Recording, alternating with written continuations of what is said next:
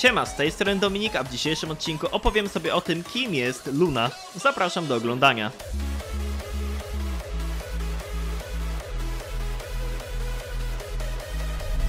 Z reguły na moim kanale z serii Kim jest pojawiają się filmy dotyczące polskich legendarnych filmików bądź bohaterów innych wiralowych memów.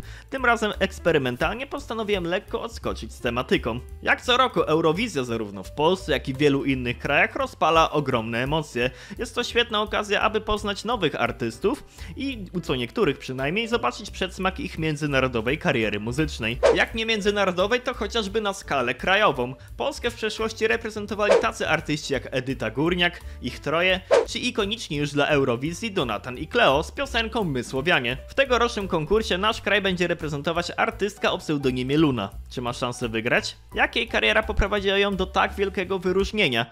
Poznając jej historię, spróbujemy sobie odpowiedzieć na te pytania. Tak więc myślę, że to idealny moment, aby opowiedzieć sobie o tym, kim jest Luna. Luna w rzeczywistości nazywa się Aleksandra Katarzyna Wielgomas. Urodziła się 28 sierpnia 1999 roku w Warszawie. Nagrywa utwory klimatyczne i nacechowane emocjonalnie. Jej muzyka była wielokrotnie przedstawiana jako tajemnicza. Sama artystka określa ją jako kosmiczny pop.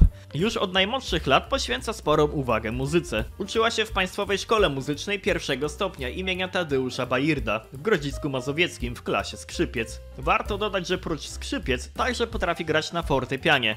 W latach 2015-2018 uczęszczała do klasy o profilu prawno-politologicznym w Liceum Ogólnokształcącym imienia Juliusza Słowackiego w Warszawie. W 2018 roku rozpoczęła studia na kierunku Artes Liberales na Uniwersytecie Warszawskim. Początki kariery muzycznej sięgają już 2010 roku, kiedy to dołączyła do dziecięcego chóru Artos imienia Władysława Skoraczewskiego w Teatrze Wielkim, gdzie uczyła się śpiewu u Danuty Chmurskiej, w związku z czym w następnych latach śpiewała w operach oraz spektaklach. Jej kariera muzyczna nabrała rozpędu w 2018 roku, kiedy nawiązała współpracę z wytwórnią Kajax w ramach projektu My Name Is New. Wtedy także nagrała swój debiutancki utwór pod tytułem Na wzgórzach niepokoju. Do 2019 roku podpisywała się pod utworami imieniem i nazwiskiem jako Ola Wielgomas. Jednak 2020 rok okazał się być kolejnym kamieniem milowym w jej karierze, ponieważ nawiązała współpracę z kompozytorem Michałem Foxem Królem, czego efektem jest singiel Luna, który zapowiadał nową drogę artystyczną wokalistki.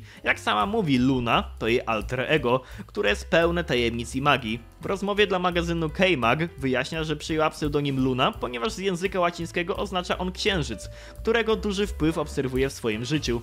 Dodała, że pseudonim ma również związek z jej lunatykowaniem. Warto też zaznaczyć, że w kontekście tego roku również wydała singiel Zgaś. Utwór spotkał się z bardzo przychylnym odbiorem i został wyróżniony na listach najlepszych polskich piosenek 2020 roku. W piosence umieściła dźwięki pochodzące z kosmosu, opublikowane przez NASA. Trzeba przyznać, że to bardzo kreatywne podejście, przy czym warto podkreślić, że to nie jest jedyna sytuacja, kiedy w swoim utworze wykorzystała dźwięki pochodzące z kosmosu. Tą samą praktykę powtórzyła rok później w utworze Mniej, wykorzystując dźwięki zarówno z Wenus, jak i Merkurego. Wraz z tym kawałkiem zyskiwała znacząco na popularności i wraz z następnymi numerami coraz częściej można było usłyszeć ją w radiu. Jednak prawdziwą wyskocznią dla jej kariery oczywiście okazał się utwór The Tower, który wydała na początku tego roku, bo to właśnie on uczynił ją reprezentantką Polski w 68. konkursie Eurowizji. Jak widzimy, Luna jest naprawdę kreatywną artystką i od lat sumiennie dąży do sukcesu, tylko czy to wystarczy, aby wygrać Eurowizję lub przynajmniej znaleźć się wśród najlepszych? Jakie miejsce przewidujecie? Zachęcam do dyskusji w sekcji komentarzy. Przy okazji zachęcam do wsparcia zbiórki 21-letniej Marii Mazur, którą czeka długa i kosztowna rehabilitacja po tragicznym wypadku. Link do zbiórki znajdziecie w opisie filmu. I to by w tym odcinku było na tyle. Jeżeli Ci się podobało, to bardzo się cieszę. Zapraszam Ciebie również na mojego Instagrama oraz na Discorda, do których link znajdziecie w opisie. Tam najłatwiej się ze mną skontaktować. Dziękuję wspierającym za wspieranie. Również zachęcam do wspierania. Jeżeli potrzebujecie takiej grafiki, jaką mam na miniaturce, to radzę skontaktować się z Dage Rocksem i czekam na kolejne propozycje. Na razie, cześć. Yo!